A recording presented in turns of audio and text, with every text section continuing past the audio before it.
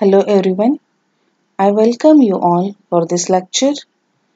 So, we'll discuss the chapter number 12 atoms, and I will say this as a part 2 atoms. Okay, in first part we are discussed about the Geiger-Masterton experiment, or that is a Rutherford experiment. After that, we are discussed the Rutherford model of an atom. So today in this video, we'll discuss about the Bohr's atomic model.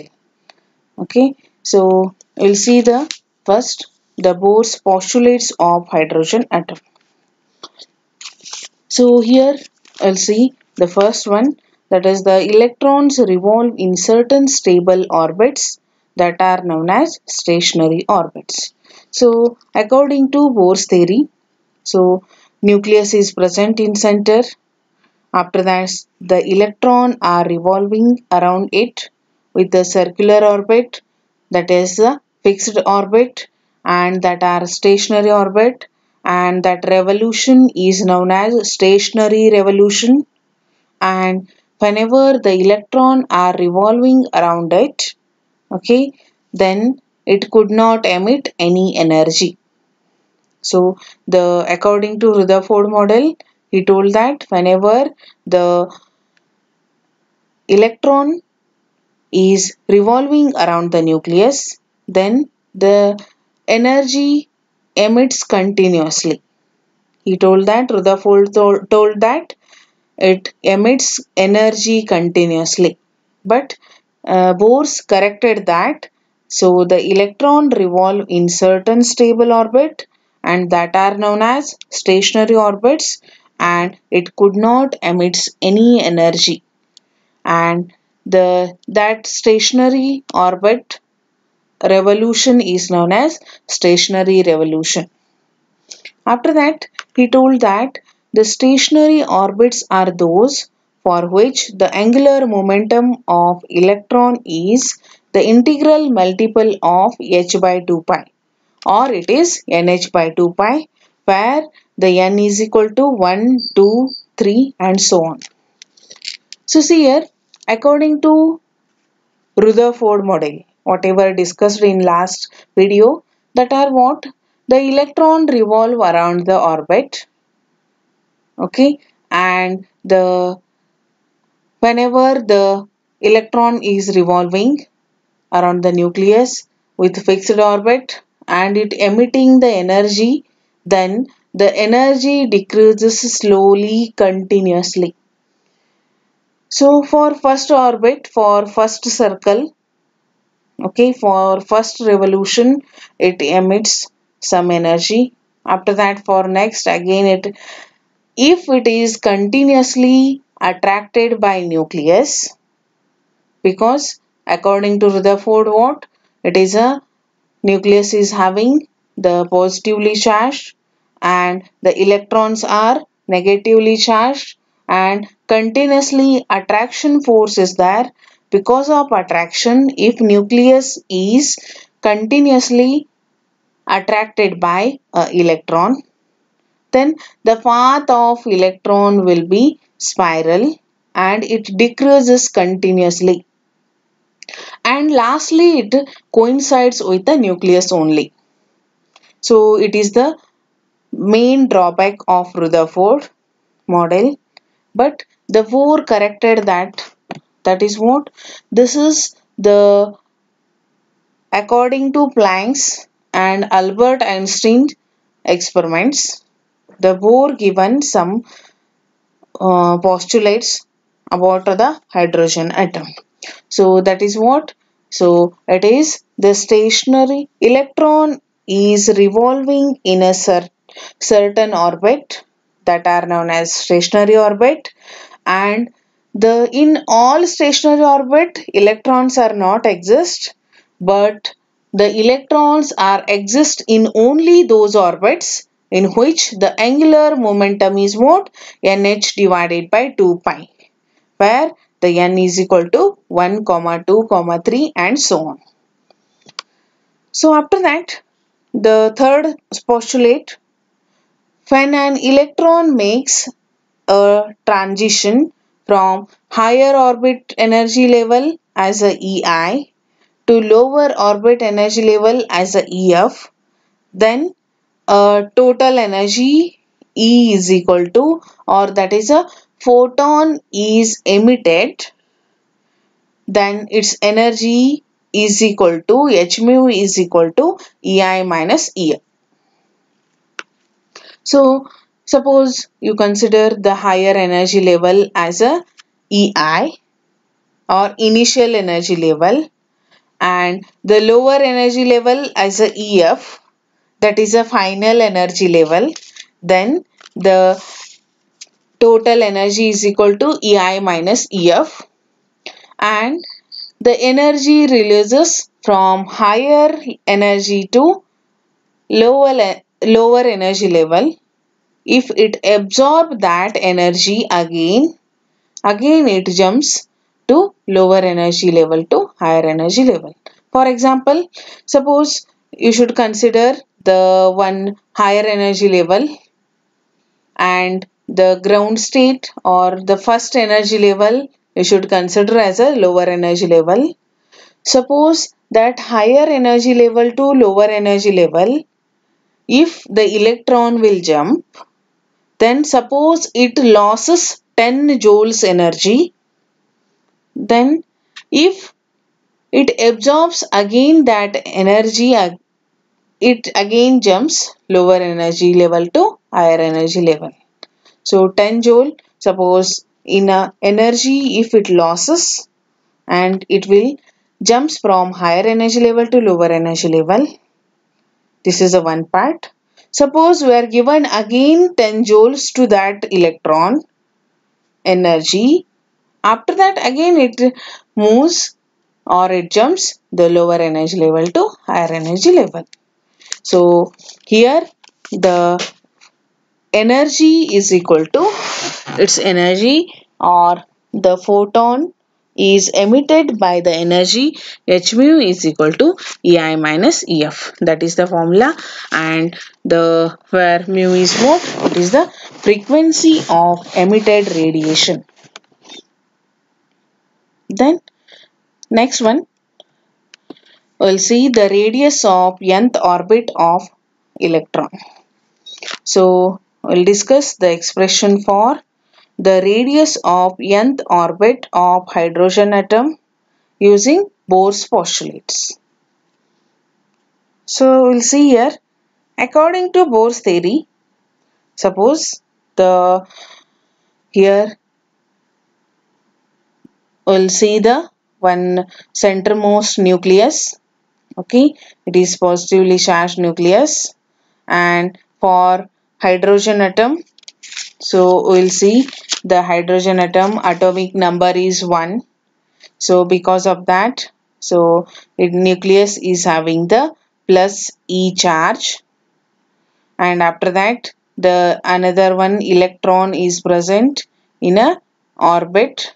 This is a circular orbit, and after that the electron is revolving in this orbit, and that electron is having the energy as a small e, or it is again or 1 e, 1 electron 1 small e. And after that, suppose here phi is a orbital velocity of the electron. Okay, so it is a orbital velocity with which it is moving. Then after that, the suppose the nucleus is in center, and after that the electron is revolving in a circular path.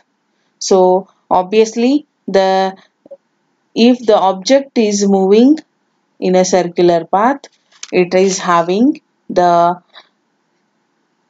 centripetal force. Okay, it getting some centripetal force. So here the electron is moving in a circular path with its own orbit, so it exerts again centripetal force. And from the equation of centripetal force, we'll write mv square divided by r, where it is what? The centripetal force is mv square by r, where m is the mass of an electron and the v is a orbital velocity of the electron, and small r is the radius of the orbit. Small r is what? Radius of this orbit with which electron is moving. After that, that is equal to here the electrostatic force. So in electrostatic force, we'll see the Coulomb's law. So we are discussed in Coulomb's law according to first chapter. Okay, we'll see the Coulomb's law, that is what? The electrostatic force of attraction or repulsion between the any two charges is directly proportional to the product of magnitude of the two charges, and it is inversely proportional to square of distance between them. So here is a first charge, okay, and it is what? Is the charge at nucleus, and the charge of the electron is 1e. Charge of the electron is 1e and divided by r square. R is what? Distance between these two charges, or it is also known as radius of the orbit. So according to Coulomb's law, electrostatic force is equal to 1 divided by 4 pi epsilon naught E into 1e divided by r square. Okay, so this is the formula. So centripetal force is equal to electrostatic force, that is mv square by r is equal to 1 divided by 4 pi epsilon naught E into 1e divided by r square. Suppose here in this side 1 r and in this r square 1 r get cancelled. So by solving for mv square is equal to, you will get e square divided by 4 pi epsilon naught into r. Suppose this is equation number 1. Then according to the Bohr's theory, so Bohr's postulates, okay, that is what? Here the angular momentum is equal to mvr is equal to, that is nh divided by 2 pi. So here the angular momentum is equal to mvr is equal to nh by 2 pi. It is given by Bohr's theory only. And after that you should find for v. So m and r take this side. So that is v is equal to nh divided by 2 pi m into r. Suppose that is equation number 2. Then from seeing this equation 1 and 2, so here v value you put in equation number 1 from equation number 2. So v is equal to nh divided by 2 pi mr. You put in equation number 1 and solve it.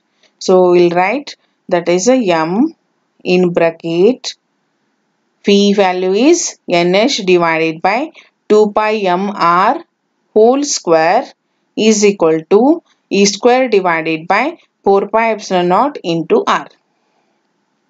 Then square this all terms, and by solving this you will get the answer.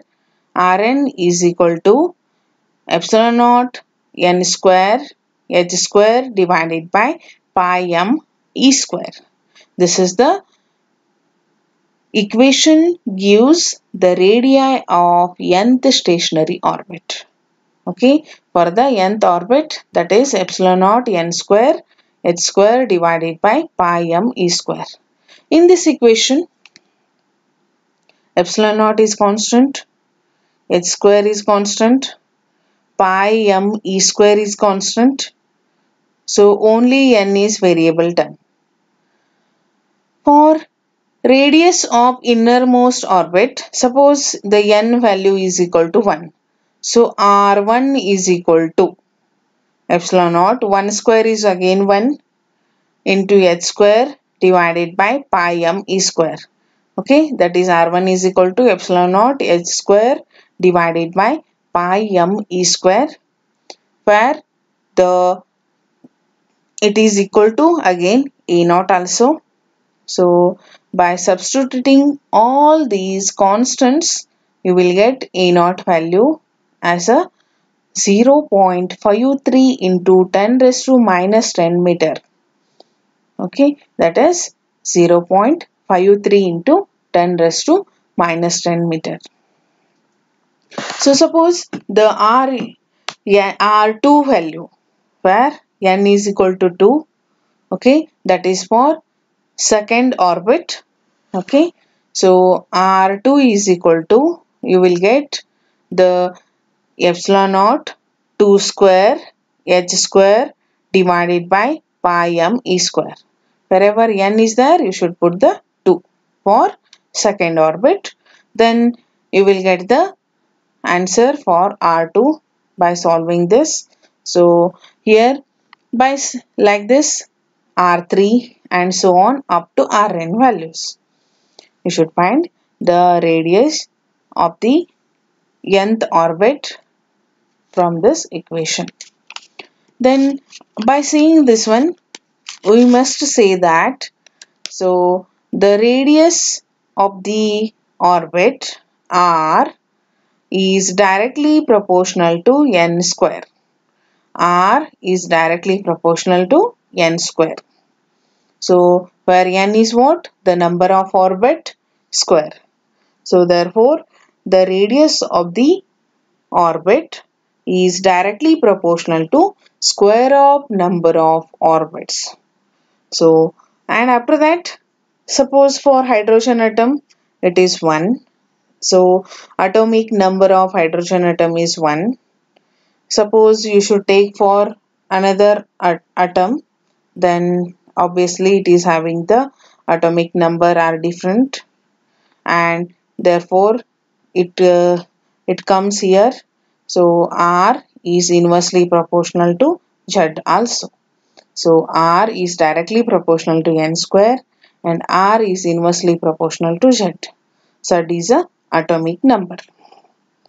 So like this, it is having the radius of nth orbit of electron.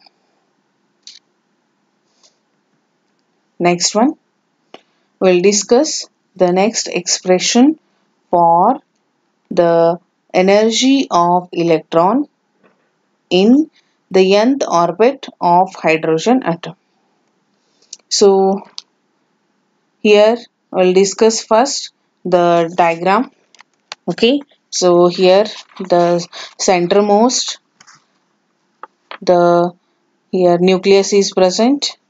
Okay, and for hydrogen atom the atomic number is 1, so it is nucleus is having the charge as a plus E.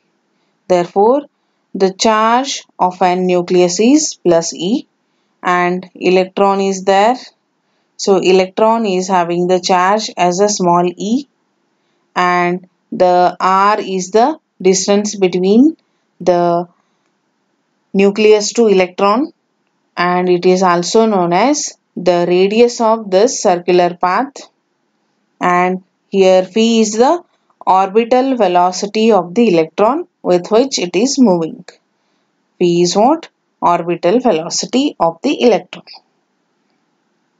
Then we know that the total energy is equal to, the total energy of the electron is equal to kinetic energy plus potential energy. So here according to Bohr's theory, we will see that the centripetal force, okay, so is equal to, that is the electrostatic force. So here the centripetal force mv square by r. Why it is centripetal force? Because the nucleus is in center, electron is revolving in a fixed orbit, that is a circular path. If the circular path any object is moving, then it is having its own orbit, so it exerts the centripetal force, and that force, centripetal force, is equal to what? mv square by r. And after that, according to Coulomb's law, okay, the electrostatic force is equal to 1 divided by 4 pi epsilon naught E into 1 E divided by r square, where E is a First E is the charge at nucleus and another is a charge of the electron.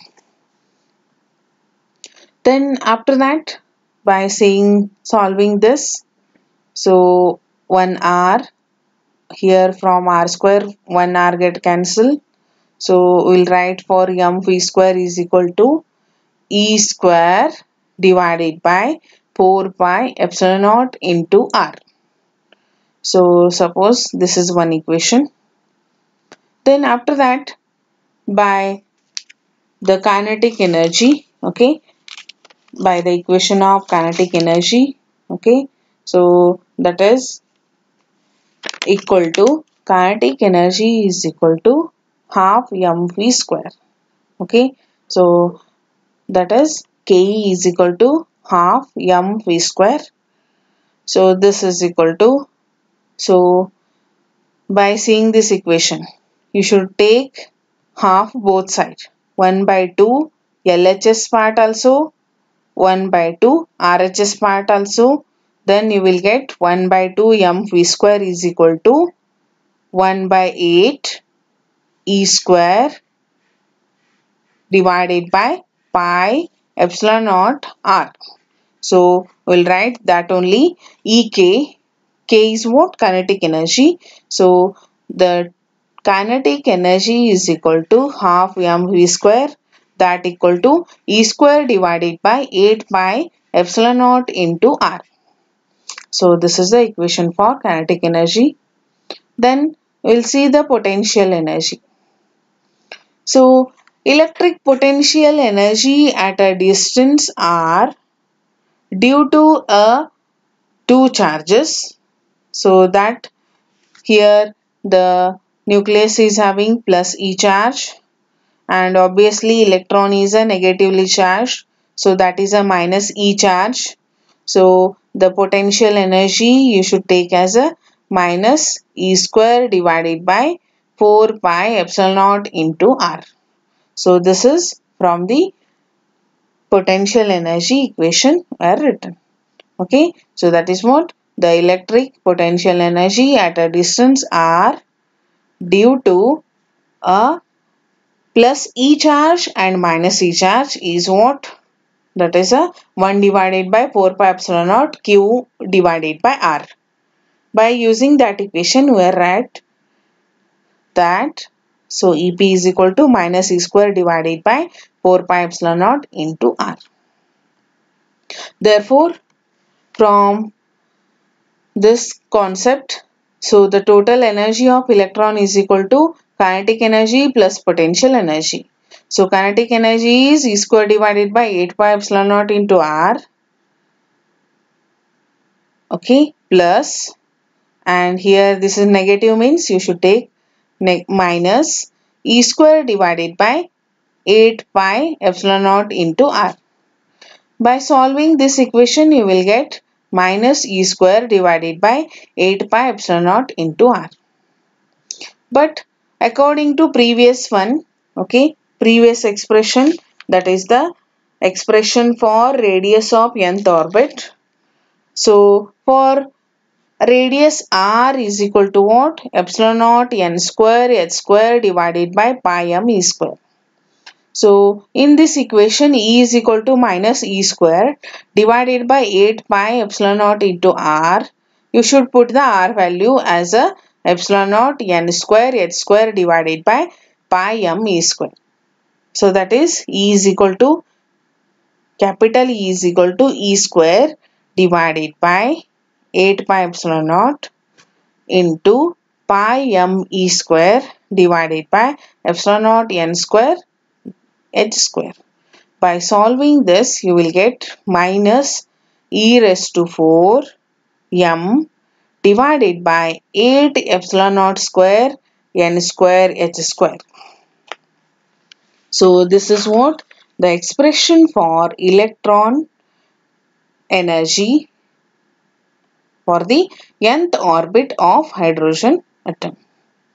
Here for the hydrogen atom, so the Z is a atomic number is equal to 1, and for first one, so that is the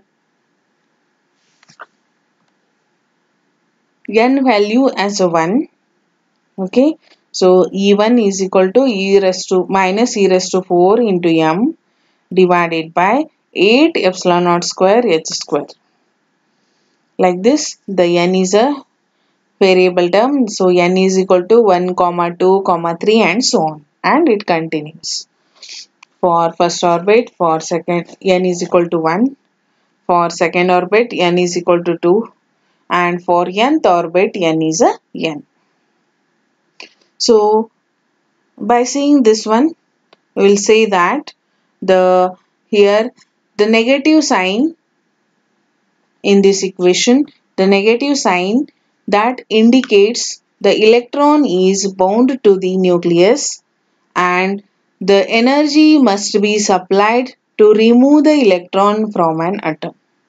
So here negative sign E is equal to minus, negative sign indicates that the electron is bound to be nucleus and energy must be supplied to remove the electron from an atom.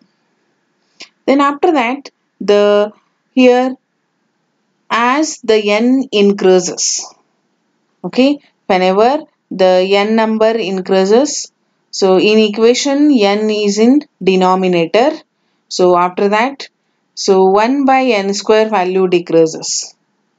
It means that the electron in a higher orbit will be have the more energy. So the electron in a lower orbit is having the less energy. Okay, so that is a n value is inversely proportional to energy E.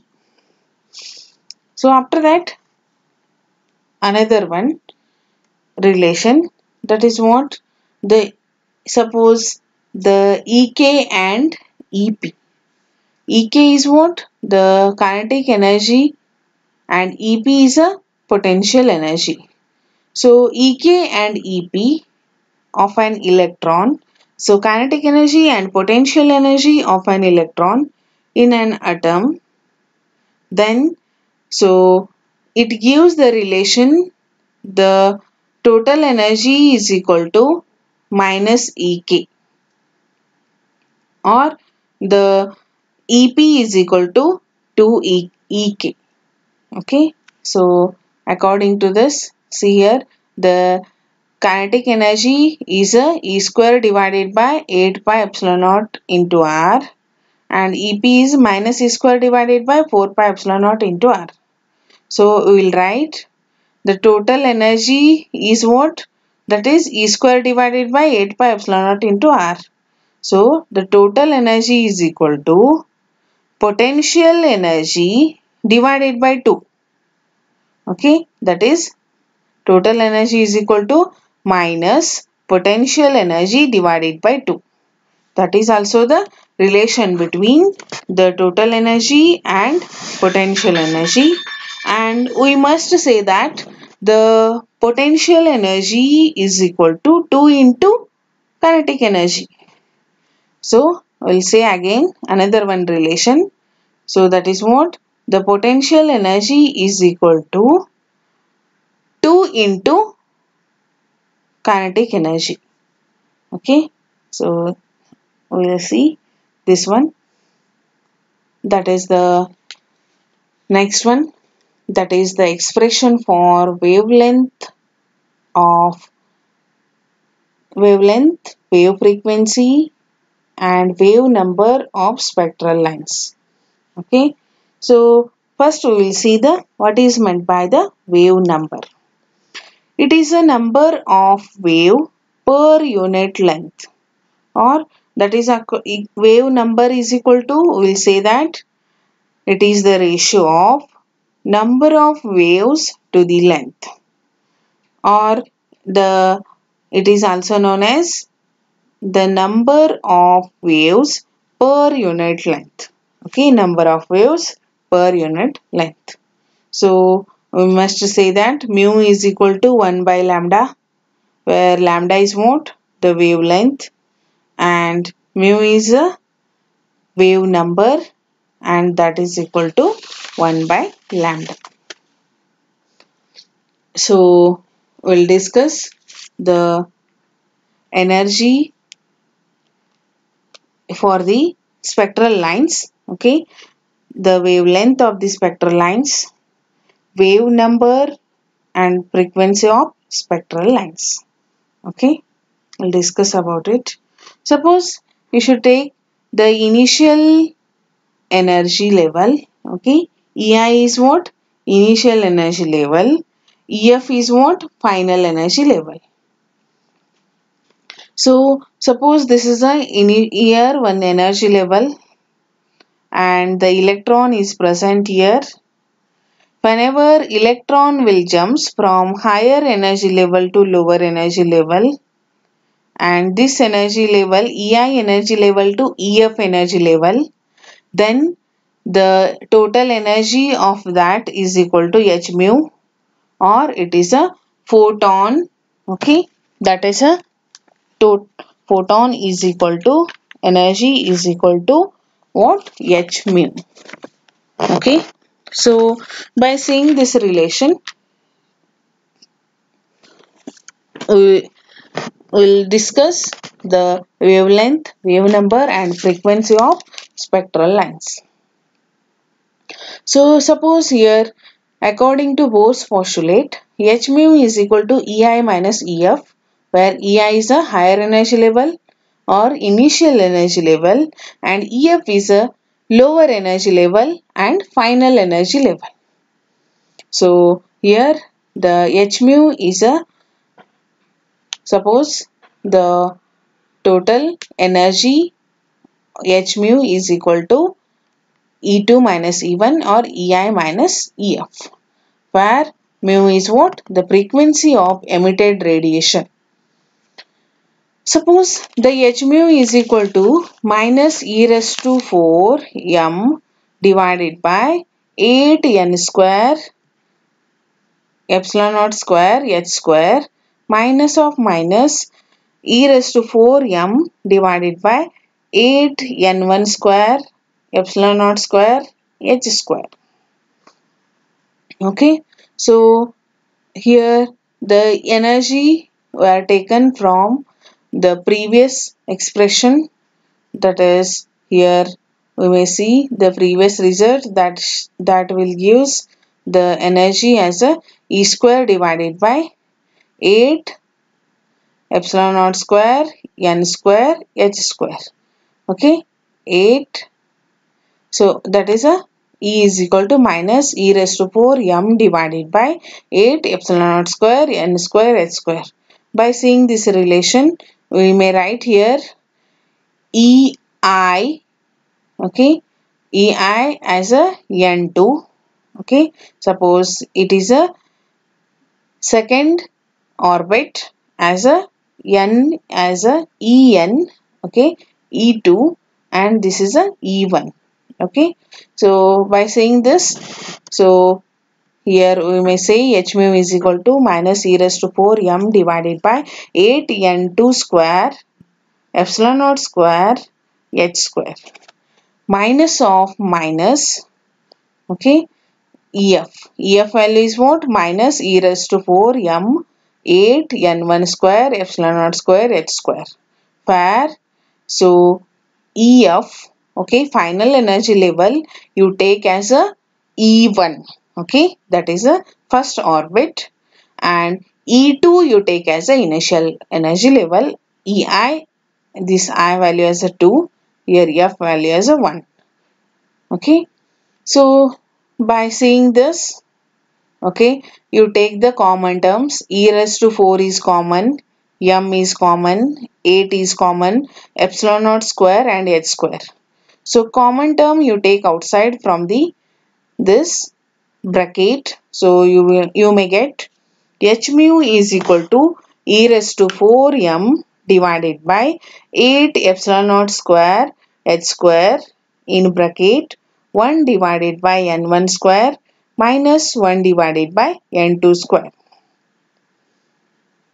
So here 1 by n1 square minus 1 by n2 square. Okay, because this minus minus get plus, so n1 comes first minus n2 square. Okay, since if the mu is equal to c by lambda, okay, then the hc by lambda is equal to, okay, that is hc by lambda is equal to, you should write e square by m. So hc by lambda is equal to, okay, e raised to 4m divided by 8 epsilon naught square h square in bracket 1 by n square minus 1 by n2 square. So see, in this equation again the here 1 by lambda is a mu, okay, that is wave number. Okay, so the wave number is equal to 1 by lambda is equal to e raised to 4m divided by 8 epsilon naught square h cube, because here h cube into c. Okay, so this h, because the 1 by lambda is what, that is a, suppose you should take the 1 by lambda as a this relation. Okay, so mu is equal to 1 by lambda, so that is 1 by lambda is equal to h, you take this side, so that therefore it will comes here h raised to 3. H square is already there, h again it comes this side, and c also comes this side, so h and c comes in denominator in RHS part, so mu bar, or that is a wave number, is equal to what, mu is equal to 1 by lambda is equal to e raised to 4m divided by 8 epsilon naught square h cube into c in bracket 1 by n1 square minus 1 by n2 square. So this is the main equation used to find the wave number. So wave number mu is equal to 1 by lambda is equal to e raised to 4m divided by 8 epsilon naught square h cube c in bracket 1 by n1 square minus 1 by n2 square. In this equation, e raised to 4m 8 epsilon naught square h cube c, all terms are constant terms. So these constant terms, they are taken as r, and r is only the Rydberg constant, and here the wave number mu is equal to r in bracket 1 by n1 square minus 1 by n2 square, where r is a e raised to 4m divided by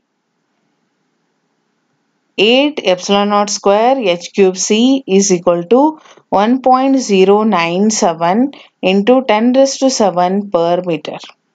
Okay, this is the Rydberg constant. So Rydberg constant is what? The r is equal to e raised to 4m 8 epsilon naught square h cube c, where that value is what? 1.097 into 10 raised to 7 per meter. Okay, so this is the main thing, Rydberg constant, that is a constant term value is 1.097 into 10 raised to 7 per meter.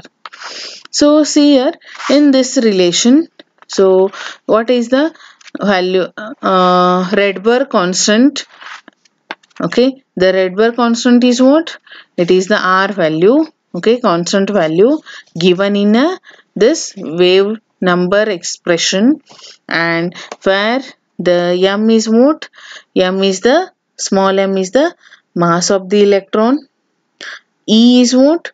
E is the charge of the electron, and c is the velocity of light in vacuum, and epsilon naught is a permeability of the free space, and h is the Planck's constant.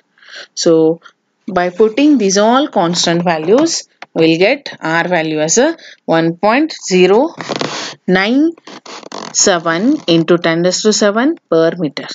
That is known as Rydberg constant. So after that, we'll discuss the frequency of emitted radiation. Okay, so in this frequency of emitted radiation, so we'll see the wave number. Okay, so that is what the, suppose the frequency mu is equal to 1 by lambda r into 1 by n1 square minus 1 by n2 square. But the, suppose the frequency mu is equal to what? C divided by lambda, and you should take that is equal to r into C.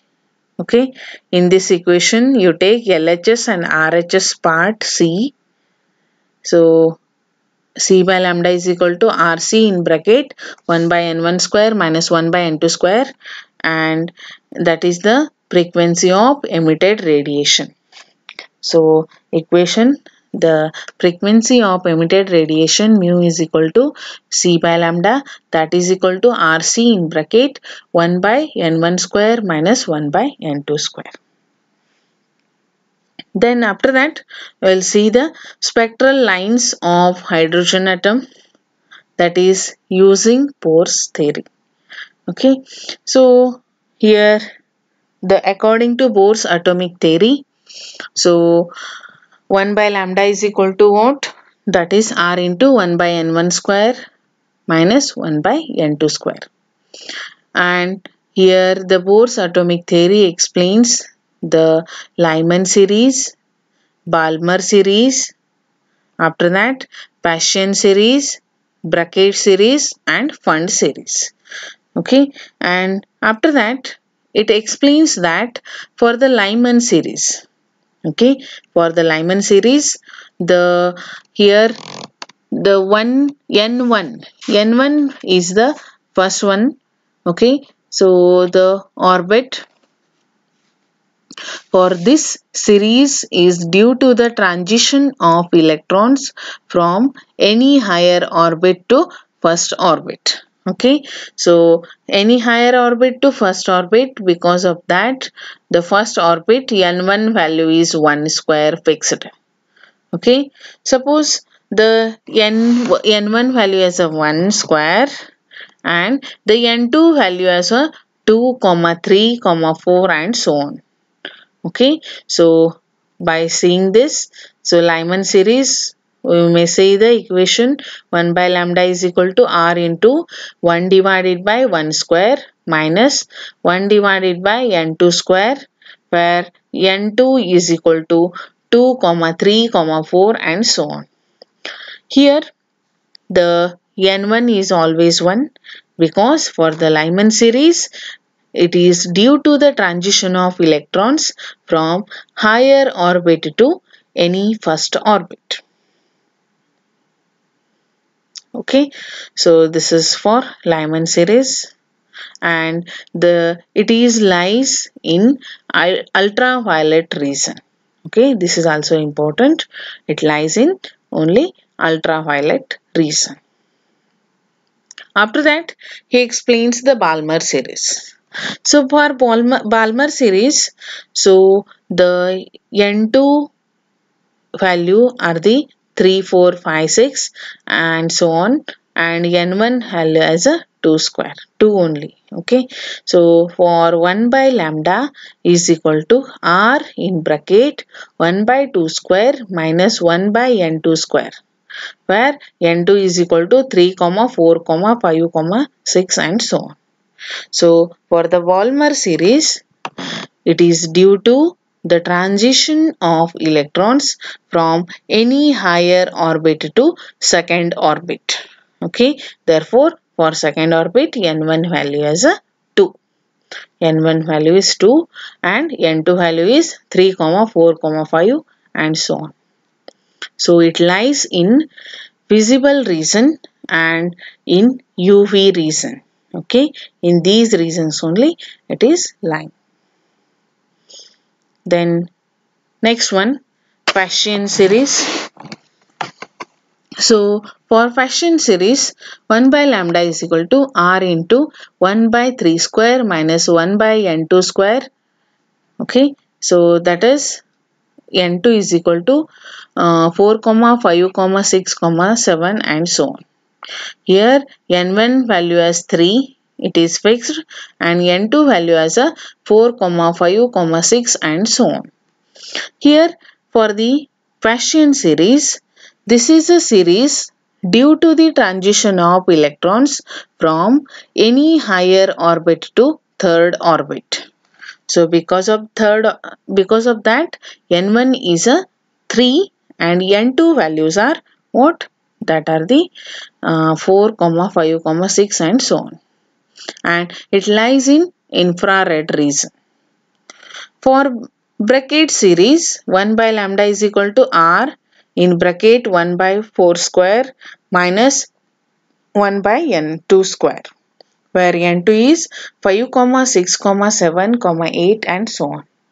Where the bracket series, this is a series due to the transition of electrons from any higher orbit to fourth orbit. So because of that reason, N1 is 4 and N2 is 5, 6, 7 and so on. And it lies in infrared region only. Okay, it lies in infrared region. And for fund series, okay, that is 1 by lambda is equal to R into bracket 1 by 5 square minus 1 by N2 square, where N2 is 6, 7, 8, 9 and so on, where this series is due to the transition of electrons from any higher orbit to the fifth orbit. Because of this reason, the N1 value is 5 and N2 value as 6, 7, 8, 9 and so on. And it lies in far infrared region only. So like this, the Balmer formula, okay, so that is 1 by lambda is equal to R into bracket 1 by N1 square minus 1 by N2 square. Using that wave number formula, we may write the different series of spectral lines of hydrogen atom, like Lyman, Balmer, Paschen, bracket and Fund series. And this is an energy level diagram for different spectral series of hydrogen. For Lyman series, okay, so for Lyman series, this one N1 is a N1 is 1 and N2 is a 2, 3, 4 and so on up to N as a infinity. Okay, so this is for Lyman. And for Balmer series, N1 value is 2 and N2 value are 3, 4, 5 and so on. For Paschen series, N1 value is 3 and N2 values are 4, 5, 6 and so on. For bracket series, N1 value is 4 and N2 values are 5, 6, 7 and so on. And for fund series, the N1 value is 5 and N2 values are 6, 7 and so on. Okay, like this, if you will draw this as a ground state to suppose the total energy level, that is n is equal to 1, n is equal to 2, n is equal to 3, then you may find the values also. The total energy for n is equal to 1, that is minus 13.6 value, and for n is equal to 2, minus 3.4, for n is equal to 3, that is minus 1.51 and so on. Like this, the different spectral series of hydrogen atom is represented here. Next one. So it is having the some demerits also and merits also. So what are the merits of Bohr's theory? Okay, so this theory predicts the size of an atom. Okay, so it explains the size of an atom. Okay, so nucleus is present in center. After that, almost all electrons are revolving in a circular fixed orbit, stationary orbits, and if the angular momentum of that fixed orbit is nh divided by 2 pi, for that orbits only electrons exist. So after that, the remaining space will be empty space in the atom. So this theory will be gives the exact size of an atom. After that, this explains the stability of an atom. So here the stable orbit is present. In that stable orbit only electrons are moving, and the stationary orbit, suppose the electron are moving, that revolution is known as stationary revolution, and it could not emit any energy. Like this it explains. So it explains the stability stable or of an atom. Okay. Next, third one. This theory explains the origin of spectral lines. So this theory explains the main thing. So that is the formula given by the Bohr's theory. So that is what 1 by lambda is equal to r into bracket 1 by n1 square minus 1 by n2 square.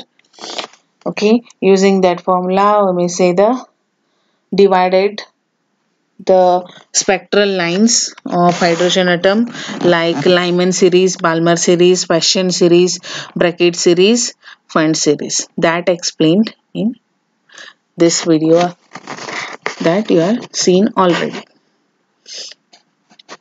Next, fourth one, the ionization energy of hydrogen atom in its ground state as calculated using this theory is in very good agreement with experimental value.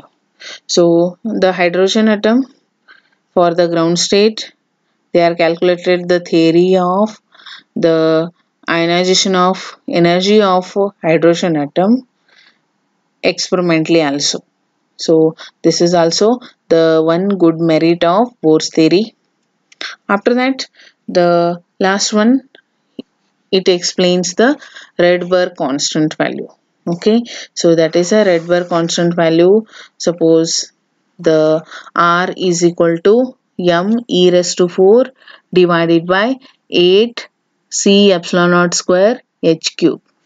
Okay, so that is a Rydberg constant value he has explained. Okay, so after that, like this, it is having some the Bohr's theory some merits. Then after that we'll discuss the some statements like excitation energy. So what is meant by the excitation energy? It is the energy required to exit an electron from its ground state to excited state. Okay, so suppose the ground state is present, okay, where the ground state to excited state, if the any electron wants to go, okay, so that energy is known as what? The excitation energy. Then excitation potential means what? It is a potential required to excite an electron from its ground state to the excited state. So that potential whatever required to excite electron from ground state to that excited state, or that is any higher energy state. Then the process of knocking an electron out of the atom is called as ionization. And the ionization energy is the energy that required to ionize an atom. And the potential required to ionize an atom, that is known as what? Ionization potential. So like this, it is having the some statements. Then after that, we will see the limitations of Bohr's theory. So Bohr's theory is also having some limitations. That is first one. So Bohr's theory is applicable to only hydrogen atom. Okay, so only hydrogen like atom. So that is suppose the atomic number is small. So for that hydrogen like atoms only it is applicable. For another atoms it is not applicable. Next one, the fine structure of spectral lines was not explained. Okay, so he has explained the spectral lines for hydrogen atom, but for another all orbits, okay, for different atoms, he has not explained the fine structure. After that, the relative intensities of spectral lines was not explained. Okay, so the relative intensity of the spectral lines is not explained, and the relative intensity of spectral lines, even the elliptical orbit of electrons, okay, will be there, that is not explained. It could not explain the Stark effect, Zeeman effect, and it could not explain the wave number of electrons and so on. So like this, the Bohr's theory is having demerits also. So here we studied the Bohr's atomic model, okay, and after that we'll discuss in next the de Broglie hypothesis.